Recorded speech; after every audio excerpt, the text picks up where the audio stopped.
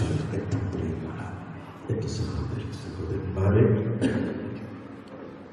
നമ്മൾ മംഗളവാർത്തക്കാലം 2-ാം ഞായറാഴ്ച എത്തിയിരിക്കുന്നു.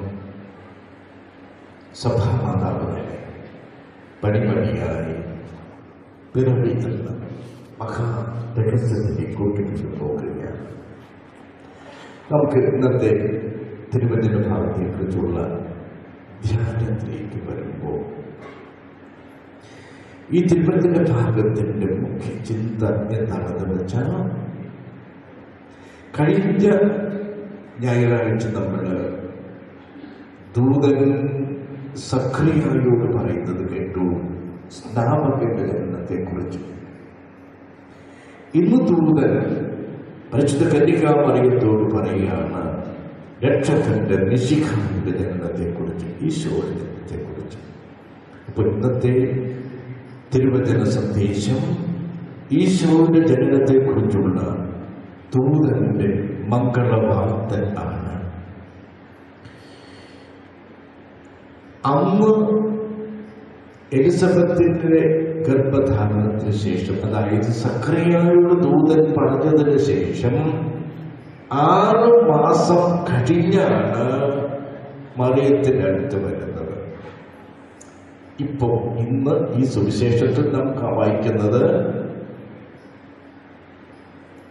കഴിഞ്ഞ ഞായറാഴ്ചയ്ക്ക് ശേഷം 6-ാം ദിവസം നമ്മൾ ഈശോയുടെ ജനനത്തെ കുറിച്ച് ദൂതനിൽ നിന്ന് കേൾക്കാണ്. അതാണ്. അപ്പൊ കഴിഞ്ഞ ഞായറാഴ്ച സ്നാപകന്റെ ജനനമായിരുന്നെങ്കിൽ ഈ ഞായറാഴ്ച ഈശോയുടെ ജനനത്തെ കുറിച്ചുള്ള ദൂത് ആണ്, മംഗളവാർത്തയാണ്. നമുക്കറിയാം, ഈശോ തന്നെയാണ് മംഗളവാർത്ത. പ്രിയപ്പെട്ടവരെ, നമുക്ക് ഇതിന്റെ മുഖ്യ ചിന്ത ഞാൻ പറഞ്ഞല്ലോ, ഈശോയുടെ ജനനത്തെ കുറിച്ചുള്ള മുന്നറിയിപ്പ്. അതാണ് ദൂതൻ നൽകുന്ന സന്ദേശം. നമുക്കിന്ന് അതേക്കുറിച്ചാണ് ചിന്തിക്കേണ്ടത്. നമുക്കിനി ഇതിന്റെ പശ്ചാത്തലം ഒന്ന് ചിന്തിക്കാം. ദൂതന്റെ ഈ 2 വരവും ദൈവത്തിന്റെ പരിപാലനയുടെ ഭാഗമാണ്. ഇത് രണ്ടും പരസ്പരം ബന്ധിക്കപ്പെട്ടിരിക്കുകയാണ്. സ്നാപകന്റെ ജനന അറിയിപ്പും ഈശോയുടെ ജനനത്തിന്റെ അറിയിപ്പും രണ്ടും പരസ്പരം ബന്ധപ്പെട്ടിരിക്കുകയാണ് ദൈവത്തിന്റെ പരിപാലനയിൽ. കാരണം ഇന്നാണ് നമ്മൾ അറിയുന്നത്, ഇന്നത്തെ തിരുവചന ഭാഗത്താണ് നാം അറിയുന്നത്, എലിസബത്ത് മറിയത്തിന്റെ ഇളയമ്മയാണ്. നേരത്തെ അതൊക്കെ പറഞ്ഞിട്ടുണ്ടായിരുന്നത്. അപ്പോൾ മറിയത്തിന്റെ ഇളയമ്മയാണ് എലിസബത്ത് എന്ന് ഇന്ന് നമ്മൾ അറിയുന്നു. അതോടൊപ്പം തന്നെ എലിസബത്ത് 6 മാസം ഗർഭിണി ആണെന്നും അവളുടെ ഉദരത്തിലെ ശിശു ആൺകുഞ്ഞാണെന്നും നമ്മൾ ഇന്നാണ് അറിയുന്നത്. ഇതൊന്നും കഴിഞ്ഞ ഞായറാഴ്ച അറിഞ്ഞിട്ടില്ല. അപ്പൊ അത് ഞാൻ പറഞ്ഞത്, ഈ 2 തിരുവചന ഭാഗം പരസ്പരം പൂരകങ്ങളാണ്, പരസ്പരം പൂർത്തീകരിക്കുന്ന ദൈവത്തിന്റെ പരിപാലനയിലാണ്. അപ്പോ എലിസബത്ത് മറിയത്തിന്റെ ഇളയമ്മയാണെന്ന് നാം അറിയുന്നു. അതുപോലെ തന്നെ എലിസബത്ത് ഗർഭിണിയാണെന്ന് അറിയുന്നു. 6 മാസം അവിടെ ഉദരത്തിലെ ശിശു ആൺകുഞ്ഞാണെന്നും അറിയുന്നു. ഇനി രണ്ടാമത്തെ പശ്ചാത്തലം എന്താണെന്ന് വെച്ചാൽ,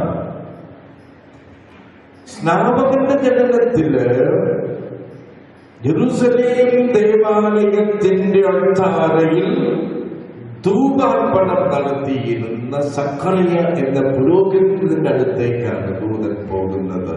എന്നാൽ ഇന്ന് നസറത്തിലെ ഒരു പാവപ്പെട്ട അറിയപ്പെടാതിരുന്ന മറിയം എന്ന പെൺകുട്ടിയുടെ അടുത്തേക്കാണ് ദൂതൻ പോകുന്നത്. എന്നാൽ ഈ പുരോഹിതനായ സഖറിയായിനേക്കാളും ക്രിയാത്മകമായിട്ടുള്ള പോസിറ്റീവായിട്ടുള്ള മറുപടിയാണ് മറിയം കൊടുക്കുന്നത്. നമ്മൾ വായിച്ചു കേട്ടതാണ്. സഖറിയ സംശയിക്കുമ്പോൾ മറിയം പിന്നെ ഏറ്റുപറയുന്ന വിശ്വാസം നമ്മൾ കാണുന്നുണ്ട് മറിയത്തിന്റെ. അപ്പോ ഒന്ന് പുരോഹിതനാണെങ്കിൽ മറ്റൊരു പാവപ്പെട്ട അറിയപ്പെടാത്ത കന്യകയായ പെൺകുട്ടിയുടെ അടുത്തേക്കാണ് പോകുന്നത്. ഇവിടെ ഒരു കാര്യം വ്യക്തം, എളിയവരിൽ നിന്ന് വിനീത ഭാവത്തിൽ നിന്നാണ് ദൈവം വലിയവരെ ഉയർത്തുക, വലിയ കാര്യങ്ങൾ ചെയ്യുക എന്ന്. നമ്മൾ ദൈവത്തിന്റെ കയ്യിലെ ഉപകരണങ്ങൾ മാത്രമാണ്. നമ്മിലൂടെ ദൈവമാണ് പ്രവർത്തിക്കുന്നത്. അപ്പോ എളിയ സാഹചര്യങ്ങളിൽ നിന്ന്, വിനീത സാഹചര്യങ്ങളിൽ നിന്ന് ദൈവം വലിയ കാര്യങ്ങൾ ചെയ്യുന്നതിന്റെ സൂചനയാണ് ഈ പാപം മറിയമെന്ന ഗ്രാമീണ പെൺകുട്ടിയിൽ നിന്ന് രക്ഷകൻ പിറക്കുമെന്നുള്ള സന്ദേശം.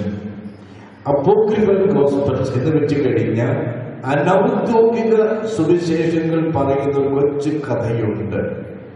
രക്ഷകൻ പിറക്കുമെന്നുള്ള ചിന്ത വ്യാപകമായിരുന്നു അവിടെയെല്ലാം. അപ്പൊ അങ്ങനെ ഇരിക്കെ തന്റെ അമ്മയോട് ഒരിക്കല് മറിയം എന്ന ഈ പെൺകുട്ടി പറഞ്ഞത്രേ, അമ്മേ, ഈശോ എന്ന രക്ഷകൻ പിറക്കുന്ന കൊട്ടാരത്തിൽ ഞാനൊരു തോഴി എങ്കിലും ആയിരുന്നെങ്കിലോ എന്തു വലിയ ഭാഗ്യമായിരുന്നുവെന്ന്. അപ്പോ രക്ഷകന്റെ പിറവി സംഭവിക്കുന്ന കൊട്ടാരത്തിലെ തോഴി എങ്കിലും ഞാൻ ആയിരുന്നെങ്കിൽ അത് എത്രയോ വലിയ ഭാഗ്യമായിരുന്നു എന്ന് പറഞ്ഞ പെൺകുട്ടിയെ തോഴിയല്ല, രാജ്ഞി ആക്കുന്നു ദൈവം, അമ്മ ആക്കുന്നു ദൈവം. അതാണ് ഇവിടെ സംഭവിച്ചത്. നമുക്കിനി ഈ തിരുവചനത്തിന്റെ ധ്യാനത്തിലേക്ക് കടന്നു വരാം. ആദ്യത്തെ ചിന്ത ഇതാണ്. ഒന്നാമത്തേത്, കൃപ നിറഞ്ഞവളെ സ്വസ്തി എന്ന ദൂതൻ പറയുന്നു. കൃപ നിറഞ്ഞവളെ സ്വസ്തി. രണ്ടാമത്തേത്, ഈ തിരുവചന ഭാഗത്ത് നിന്നും മറിയത്തിന്റെ പ്രത്യേകതകൾ, മറിയത്തിന്റെ ഔന്നത്യങ്ങൾ നമുക്ക് കാണാം. മൂന്നാമത്തെ ചിന്ത, മറിയത്തിന്റെ മറുപടി.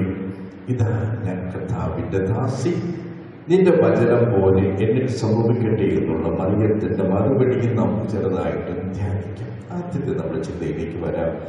ദൂതൻ മറിയത്തോട് പറയുകയാണ്, കൃപ നിറഞ്ഞവളെ സ്വസ്തി എന്ന്. നമ്മൾ സാധാരണ പറയുന്നത് നന്മ നിറഞ്ഞവളെ സ്വസ്തി എന്നാണ്. എന്നാൽ വേദപുസ്തകത്തിന്റെ മൂല അർത്ഥത്തില്, ഒറിജിനൽ മീനിങ്ങില് നന്മ നിറഞ്ഞവളേക്കാൾ കുറെ കൂടി ശരിയായിട്ടുള്ളത് കൃപ നിറഞ്ഞവളെ എന്നാണ്. വക്കാലിസ് എന്ന ഗ്രീക്ക് പദത്തിൽ നിന്നാണ് ഇത് വരുന്നത്. വക്കാലിസ് എന്ന വാക്കിന്റെ അർത്ഥം കൃപ എന്നാണ്. അപ്പൊ അതാണ് ഗ്രീക്ക് വെർഷൻ ഉപയോഗിച്ചിരിക്കുന്ന വാക്ക് മറിയത്തെ സൂചിപ്പിക്കുവാനായിട്ട്. ഇനി എന്തുകൊണ്ടാണ് നന്മ നിറഞ്ഞവളേക്കാൾ നല്ലത് കൃപ നിറഞ്ഞവൾ എന്ന വാക്ക്? കാരണം നന്മ നിറഞ്ഞവൾ എന്ന് പറഞ്ഞാൽ ഒരു വ്യക്തിയുടെ സുഹൃതം, ഒരു വ്യക്തിയിലുള്ള സുഹൃതം നന്മ. കൃപ എന്ന് പറയുമ്പോൾ ആ വ്യക്തിയിലുള്ള നന്മ സുഹൃതം മാത്രമല്ല, ആ വ്യക്തി സമൂഹത്തിന് മുഴുവനും, ജനതയ്ക്ക് മുഴുവനും കൃപയായി, അനുഗ്രഹമായി മാറുന്നു. ഇതാണ് വ്യത്യാസം. മനസ്സിലായി കരുതുന്നു. നന്മയെന്ന് മാത്രം പറഞ്ഞാൽ ഈ വ്യക്തി നന്മയുള്ളവള, സുഹൃതമുള്ളവള, അത്ര തന്നെ. പക്ഷെ കൃപയെന്ന് പറഞ്ഞാല് ഇവൾ നന്മ നിറഞ്ഞവൾ മാത്രമല്ല, സുഹൃതമുള്ളവൾ മാത്രമല്ല, ഈ ജനതയ്ക്ക് മുഴുവനും ഇവള് കൃപയായി, അനുഗ്രഹമായി മാറുന്നു. അതാണ് മറിയത്തിൽ സംഭവിച്ചത്. സമൂഹത്തിന് മുഴുവനും, ലോകം മുഴുവനും മറിയം കൃപയായി, അനുഗ്രഹമായി മാറി. അതുകൊണ്ടാണ് നമ്മൾ പറയുന്നത് കൃപ നിറഞ്ഞവളെ സ്വസ്തി എന്ന വാക്കാണ് നല്ലതെന്ന്. പഴയ നിയമത്തിൽ കാണുന്നുണ്ട്. എബ്രഹാമിനോട് ദൈവം പറയുന്നത്, യഹോവ പറയുന്നത്, നീ പഴയ നിയമ ജനം ഇസ്രായേലിന് മുഴുവനും കൃപയായി, അനുഗ്രഹമായി മാറും എന്ന് പറയുന്നുണ്ട് എബ്രഹാമിനോട്. അതുപോലെ തന്നെ മറിയത്തോട് ദൂതൻ പറയുകയാണ്, മറിയമേ, നീ ലോകം മുഴുവനും കൃപയായി, അനുഗ്രഹമായി മാറുമെന്ന്. അങ്ങനെയായിരുന്നു മറിയം. അപ്പൊ അതുകൊണ്ടാണ് ഞാൻ പറഞ്ഞത് കൃപ എന്ന വാക്കാണ് ഇത്തിരി കൂടി നമുക്ക് ഒറിജിനൽ ടെക്സ്റ്റുമായി ബന്ധപ്പെട്ട് ഉപയോഗിക്കേണ്ടത്. അപ്പൊ കൃപ നിറഞ്ഞവളെ സ്വസ്തി എന്നാണ് കുറച്ചുകൂടി ശരിയായിട്ടുള്ള പ്രയോഗം.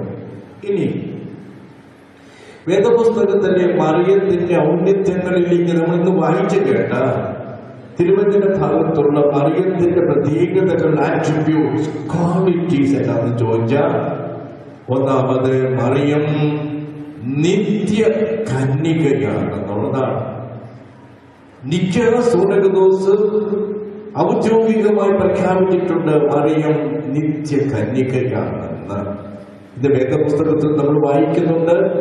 നിന്റെ കന്യകാത്വത്തിന് ഭംഗം വരാതെ പരിശുദ്ധാത്മാവിന്റെ ശക്തിയിൽ നീ ഗർഭം ധരിക്കുമെന്ന്. അപ്പോ മറിയത്തിന്റെ ആദ്യത്തെ ഔന്നത്യമാണ് മറിയം നിത്യ കന്യകയാണ്. രണ്ടാമത്തേത് മറിയം ദൈവത്തിന്റെ അമ്മയാണെന്ന് എഫേസ്യസ് സൂനകദോസും ഉറക്കെ പ്രഖ്യാപിച്ചിട്ടുണ്ട്. മറിയം ദൈവത്തിന്റെ അമ്മയാണെന്ന്. ഇത് നമ്മൾ വേദപുസ്തകത്തിൽ വായിച്ചു. നിന്നിൽ നിന്നും ദൈവത്തിന്റെ പരിശുദ്ധൻ പുറപ്പെടുമെന്ന്. നിന്നിൽ ജനിക്കുന്ന കുഞ്ഞ് ദൈവത്തിന്റെ പരിശുദ്ധനെന്നായിരിക്കും. ആ പരിശുദ്ധന്റെ അമ്മ നീ ആയിരിക്കും എന്ന്.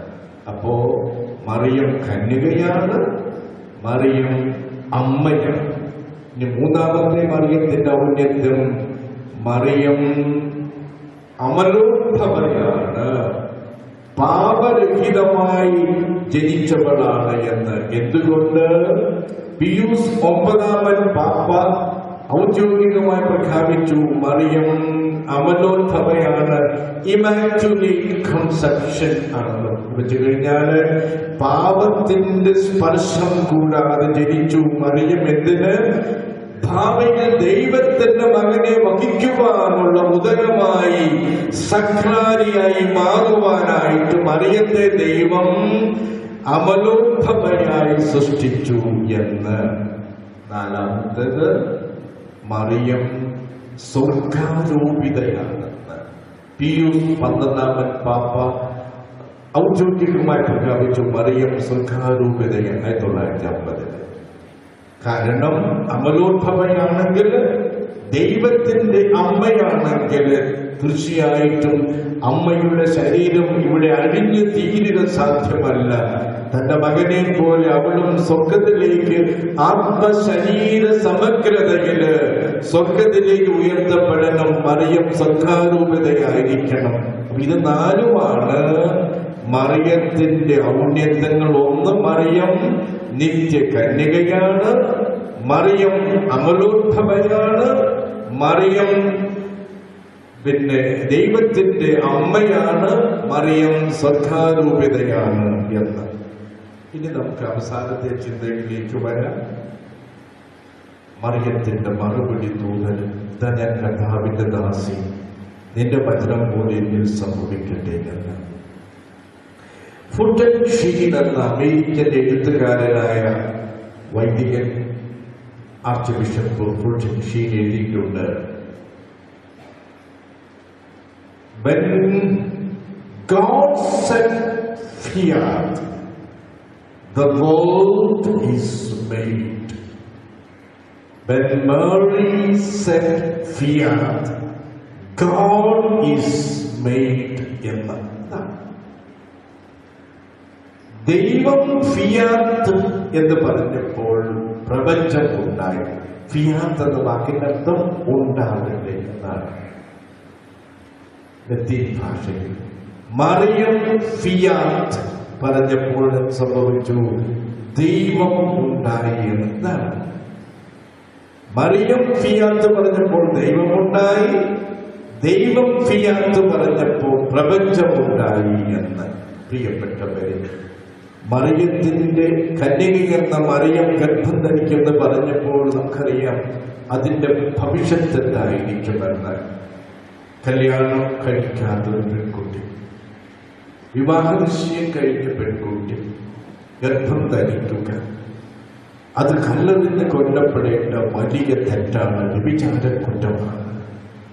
ഒപ്പം ഔസേപ്പ് എന്ന ചെറുപ്പക്കാരൻ, തന്റെ ജീവനെ പോലെ സ്നേഹിക്കുന്ന ഔസേപ്പ് എന്ന ചെറുപ്പക്കാരനോട് കാണിക്കുന്ന അനീതി, അവിശ്വസ്തത ഇതൊക്കെ മനസ്സിൽ ഇങ്ങനെ തികഞ്ഞു വരുമ്പോഴാണ് മറിയം അസ്വസ്ഥയായിരുന്നത് ഈ ദൂതന്റെ വചനം കേട്ട്. പക്ഷെ എങ്കിലും ദൂതൻ പറഞ്ഞു, നീ കന്യകാത്വത്തിന് ഭംഗം വരാതെ ആത്മാവിനാൽ ശക്തിയാൽ നീ ഗർഭം ധരിക്കുന്നത് പറയുമ്പോൾ മറിയം അത് വിശ്വസിക്കുകയാണ്. നമുക്കറിയാം ഈ ദൂതൻ ഇതിനു മുമ്പ് നമ്മൾ കണ്ടിട്ടില്ല.